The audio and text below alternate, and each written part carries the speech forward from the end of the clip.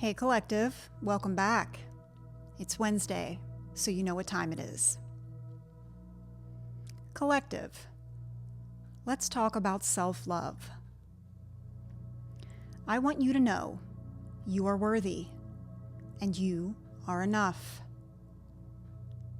The world and social media will try to tell you otherwise. It will weigh you down and whisper in your ear you don't have enough and that the Joneses are waiting for you to keep up. But you need to know this above all else. Before you pour your cup out for another, before you give and there's nothing left, remember to love yourself first. Loving yourself isn't vain, it's survival. You must sing your own name with kindness, reparent and nurture the little kid version of you inside, because they will need your guidance and support to get through this thing called life. Self-love is not selfish. It is necessary. Too many of us have been taught that putting ourselves first is a crime, a sin, that claiming our own space, our own time, our own joy, that we are taking from others. But know this, the simple fact is, you cannot give what you do not have. You cannot lift the world if your own knees are buckling. You cannot help others breathe without putting your own oxygen mask on first. Loving yourself doesn't mean you don't love others. It means you love them so much you refuse to show up as a half-ass version of you.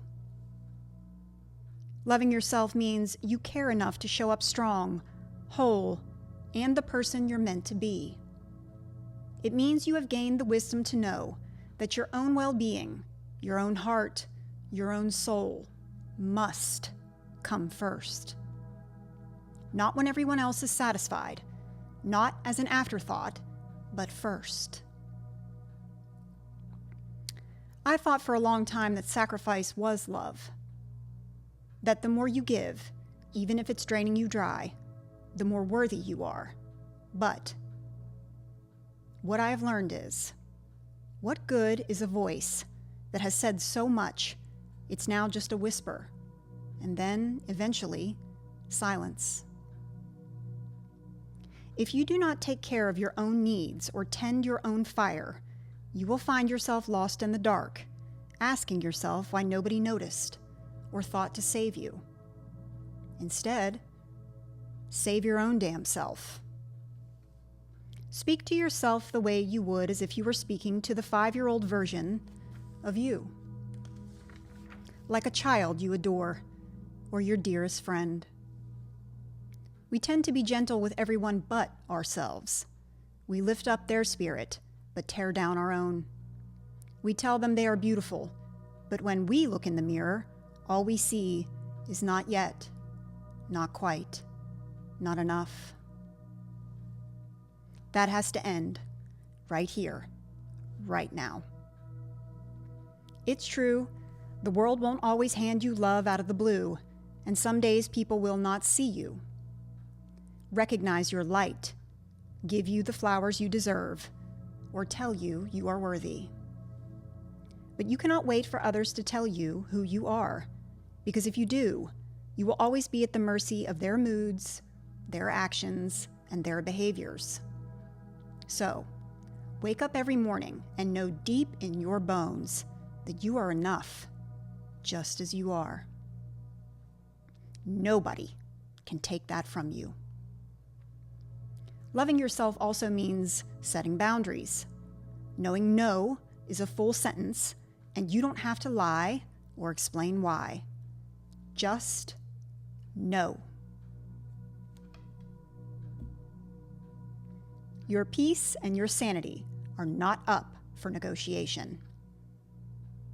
The world will try to convince you that giving in means you're kind, or that saying yes when you want to say no means you're good or a team player. But goodness is not the same as people-pleasing, and kindness is not the same as self-sacrifice. You can be good and still demand respect. And you can be kind and still walk away. Stop breaking yourself into smaller pieces to fit in places you were never meant to fit. Stop waiting for permission to love you, to do right by you. When you do, you become whole. You become powerful. You become free. Now, some will say this is selfish. There's so much to do and so many to care for, but you can't do any of those things if you don't show up well. You can't show up for others if you don't show up for yourself first. That isn't selfish. That is wisdom. Love yourself without hesitation. Love yourself without apology. Love yourself out loud and in the open, not just in the quiet moments you have to yourself. Love yourself in the way you act. Love yourself in the way you speak. When you do, you not only free yourself, but you give others permission to do the same. Now, I'm the type of person who likes to lead by example. Show others what it looks like to stand in my worth, that I can choose myself and still have room to love others fully. So go on then. Love yourself, because it is the most natural thing in the world. The way I hear some people speak to themselves makes me so sad. If you could step outside your own body for just a moment and listen, really truly listen, I think you'd be sad too. You would hear words you would never dream of saying to another human being. Criticism where there should be kindness. Judgment where there should be grace. Doubt where there should be love. But yet, you take those words and carry them as if they are truth. But they are not truth. They are wounds, and the time has come to heal them. You must learn to speak to yourself with kindness. And yes, I know this is hard. Because life won't always be gentle, nor will it always be fair, but because you deserve to be your own safe place. You deserve words that nourish you, words that lift you, words that make you stand taller, not shrink smaller. If you wouldn't say those words to a child or your grandparent, then don't say them to yourself. We have been trained to be our own worst critics, taught that tearing ourselves down is the only way to grow. But let me ask you this. Has punishing yourself ever actually made you stronger? Has calling yourself names ever actually made you feel worthy? No. It only keeps you down. It only keeps you afraid. It only keeps you small. There is no growth in cruelty. Growth comes from patience, love, and understanding. It comes from the same compassion you so freely give others. Whoever taught you to push, punish, and demand more until you are enough was wrong. Actually, the opposite is true. Speaking to yourself with kindness gives you the strength to rise after you fall. The courage to keep trying and to believe in yourself even when the world may not. Remember this: the way you speak to yourself becomes the way you see yourself, and that shapes the way you move through life. If you believe you are unworthy, you will settle for less than you deserve. And if you believe you are not good enough, you will hold yourself back from the things that are meant for you. Believe me, I know these lessons well. So believe that you are enough. You are worthy. You are growing, learning, and becoming. Then nothing can stop you. Change the way you speak to yourself. Not tomorrow, not someday, right now. Catch those negative thoughts and challenge them before they can take root. Replace them with truth. Tell yourself you are doing the best you can. You are learning. You are growing. And that is enough. You deserve kindness. You deserve love. You deserve to be spoken to with care, especially by your own self. And when those old voices of doubt whisper in your head, drown them out with shouts of love and compassion. And when you trip up, which we all do, don't let those whispers turn cruel. Stop the name calling. You are not beyond forgiveness. Instead, meet yourself with understanding. Treat yourself like someone you love, because you do. Say, "It's okay. I made a mistake, but that is how I grow, and I am still worthy." Because you are. You always have and will be. This isn't just about feeling yourself. No. This is about evolution. Healing wounds that have been left to fester. It's about choosing to be on your own side every single day. Because loving yourself and lifting yourself up with your own words means you stop waiting for the world to do it for you. Quit depending on others to give you what you already have inside.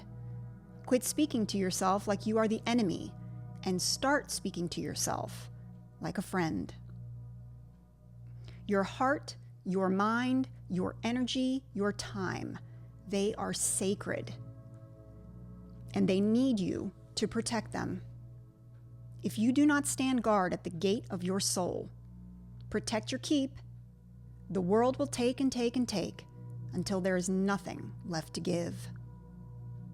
We are conditioned that saying yes to everything is kindness, that we're loving if we're available at all times, that pouring ourselves out until we're dry is the price we must pay to be seen as good. Well, I want you to know this. Loving others does not mean forgetting yourself. Never break yourself to make others feel whole, or sacrifice your peace for someone else's comfort. This lesson took me a long time to learn, and it took a lot out of me. And boundaries are not walls. They are not punishments, and they are not selfish. Boundaries are locked doors, and you have the only key. They are gated fences that you have the code to open for others when you choose. They are a simple, straightforward way of saying, "I love you, but I love me too." And if anyone tells you otherwise, then they are benefiting by you not having any. You are not difficult, distant, or unkind. They just want to walk all over you, and that's their problem, not yours. Boundaries are an act of love for you and others. Because saying yes when you really mean no, or giving more than you have to give, this is where resentment lives. Building in the hidden corners of your heart, in the quiet spaces between words, until your soul is worn thin from carrying everyone else's burdens.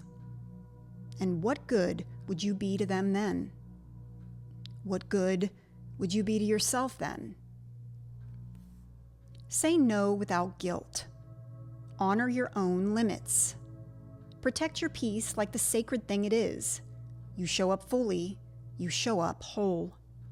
You give from a place of love, not obligation.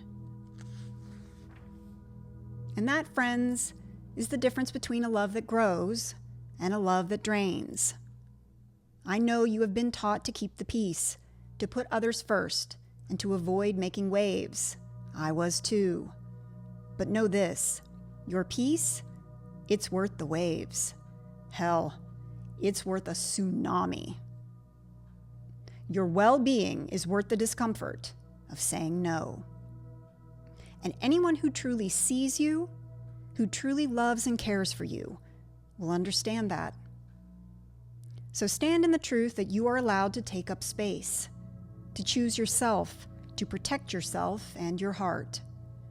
Boundaries look different to everyone, but we should all have them and know them. Maybe it means limiting your time with people who only take and never give. Maybe it means learning that you do not have to explain, justify, or apologize for your own well-being. Maybe it means in every single language you can possibly think of, no always means no.